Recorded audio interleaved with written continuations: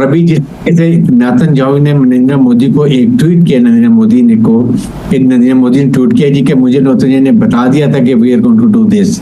שאני דיברתי עם מנהיגים, דיברתי עם ראש ממשלת הודו מודי, ידידי נרנדרה מודי,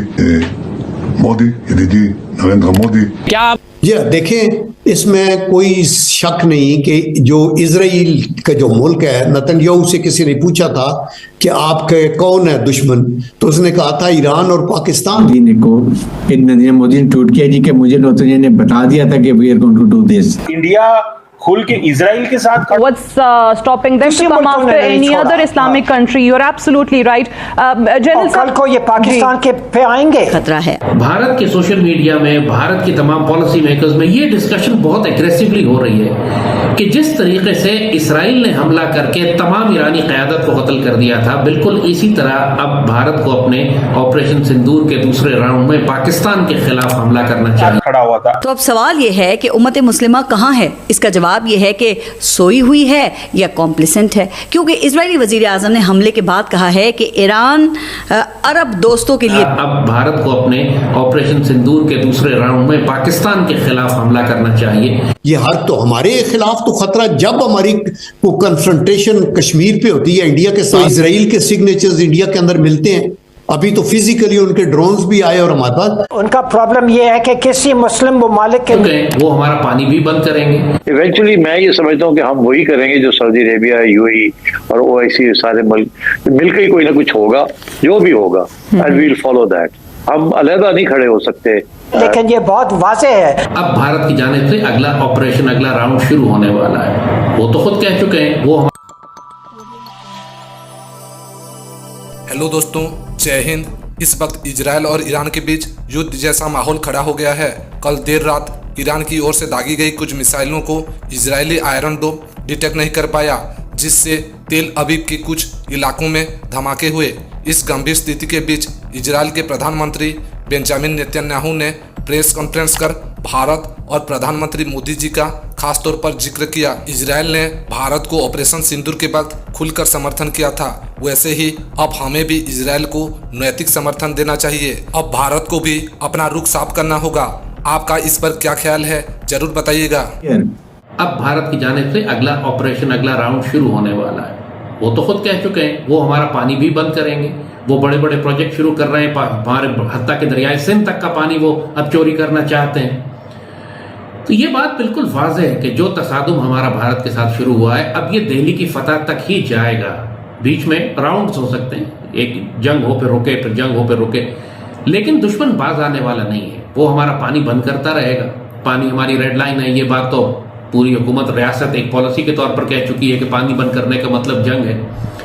वो हमारे अंदर दहशतगर्दी भी भेजेगा। वो हमारे अंदर अपने असासे भी तैयार करेगा, जिस तरह इसराइल ने ईरान के अंदर जासूस और असासे और गद्दार तैयार किए हुए हैं। पाकिस्तान में भी माशाल्लाह बेशुमार है। इतने हैं कि हम तो एक्सपोर्ट करके फॉरेन एक्सचेंज कमा सकते हैं। सबसे बड़ी एक्सपोर्ट ही हमारी गद्दार है। इतने गद्दार माशाल्लाह पाए जाते हैं पाकिस्तान में। तो भारत इस वक्त रीऑर्गेनाइज कर रहा है। हमने बहुत वक्त दे दिया, 1 महीना उस जंग को भी हो गया है तकरीबन। वो रीऑर्गेनाइज कर चुका है। उसने इसराइल से, अमेरिका से बहुत बड़ी तादाद में हथियार और असलाह मंगवाया है। इसराइल उस जंग में भी भारत के साथ शामिल है पाकिस्तान के खिलाफ। जितने ड्रोन पाकिस्तान के खिलाफ फायर हुए थे, पूरी पाकिस्तानी कौम जानती है वो इसराइल। कमेंट करके जरूर बताइए और चैनल को लाइक, शेयर और सब्सक्राइब करना न भूलें। जय हिंद। ये next India Israel against Iran Pakistan है। इंडिया ने बिल्कुल इसी तरह अटैक किया था जैसे इजराइल ने अभी ईरान पे अटैक किया 6-7 मई को।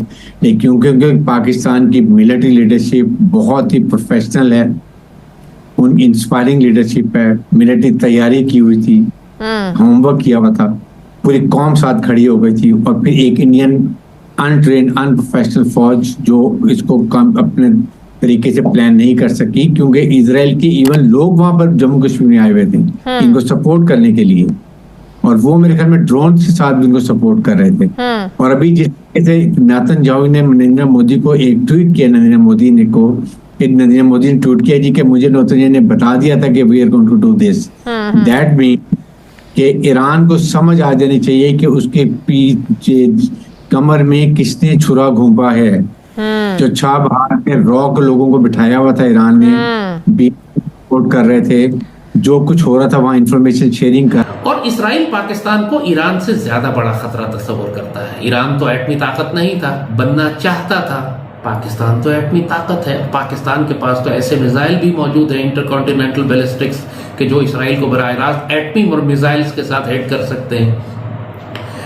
और नेतन्याहू ये बात बहुत खुलकर कह चुका है कि इसराइल का सिक्योरिटी जोन जो है वो उस वक्त तक इसराइल की सिक्योरिटी मुकम्मल नहीं होती जब तक पाकिस्तान से वो एटमी हथियार वापस ना ले लें या पाकिस्तान को तबाह ना कर दें। और उनके जो सिक्योरिटी एनालिस्ट हैं, जो पॉलिसी मेकर्स हैं, इस बात को खुल के बात एक्नॉलेज करते हैं कि इसराइल का सिक्योरिटी जोन दरियाए सिंध तक है।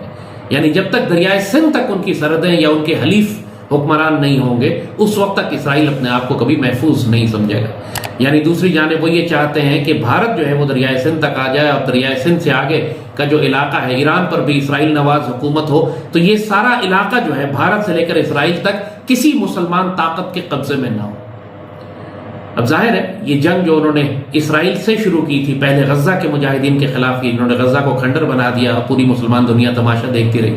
फिर इन्होंने हिजबुल्लाह को तबाह किया, मुसलमान दुनिया तमाशा देखती रही।